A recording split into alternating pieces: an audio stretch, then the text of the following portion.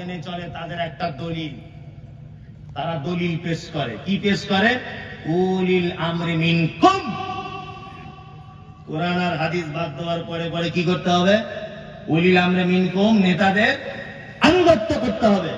এখানে আরবি সম্পর্কে যাদের জ্ঞান আছে তারা ভালো করে জানবেন, আর সভাপতি সাহেবরা ভালো করে জানবেন, আলেমরা ভালো করে জানবেন। আচ্ছা, এবার বলি, আল্লাহ শব্দের আগে ব্যবহার করা হয়েছে আতিউল্লাহ, অর্থাৎ আতিউ। আতিউ মানে আনুগত্য কর। আর রাসূল শব্দের আগে ব্যবহার করা হয়েছে আতিউ, রাসূলের আনুগত্য করো। তারপরে কি শব্দ ব্যবহার করা হচ্ছে? ও উলিল আমরি মিনকুম, এবং তোমাদের ভিতরে যারা নেতা তাদের আনুগত্য করো। এখানে কয়েকটা কথা বলে রাখছি, সেটা হচ্ছে এই উলি শব্দটা বহু বচন। এক, দুই, পবিত্র আল কোরআনে যত জায়গায় মিনকুম শব্দ ব্যবহার হয়েছে প্রত্যেক জায়গাতে আল্লাহ সুবহানাহু ওয়া তাআলা জীবিত মানুষদের কথা বুঝিয়েছেন। প্রমাণ এই দেখুন, আল্লাহ তাআলা বলছেন, আমান কানা মিনকুম মারিদান আও আলা সাফারিন ফাইদ্দাতুম মিন আইয়ামিন উখর।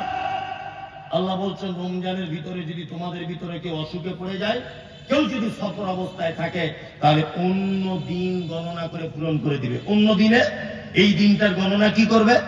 পূরণ করে দিবে। আচ্ছা বলুন তো, আল্লাহ এখানে জীবিত মানুষদের কথা বললেন না মৃত মানুষদের? জীবিত মানুষদের।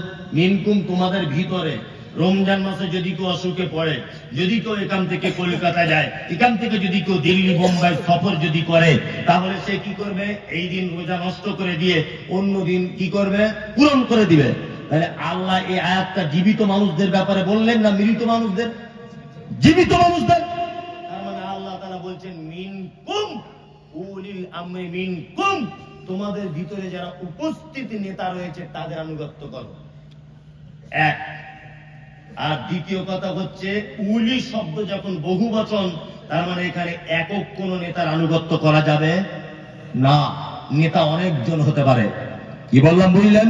আরে ওই জন্য তো আমরা আহলে হাদিসরা বলি, ইমাম আহমদ বিন হাম্বল, ইমাম শাফি, ইমাম মালিক, ইমাম আবু হানিফা সকলকে আমরা মানি যদি ওনাদের কথাগুলো মুহাম্মদ সাল্লাল্লাহু আলাইহি ওয়াসাল্লামের কথা হয়।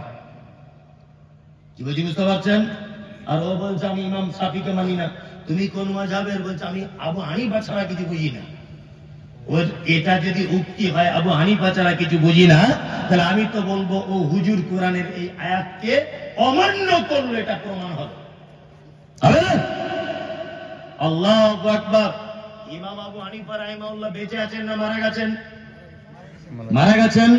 ইমাম শাফি রাহিমাহুল্লাহ বেঁচে আছেন না মারা গেছেন? মারা গেছেন। তার মানে ওরা তো এখন আর নেই, তাই তো? তার মানে ধর্মীয় ব্যাপারে যদি হাদিস এবং কোরআন এ দুটো দিয়ে যদি সমস্যার সমাধান না যদি হয়, তাহলে বর্তমান যারা আলেম, বড় আলেম রয়েছেন তাদের শরণাপন্ন হতে হবে।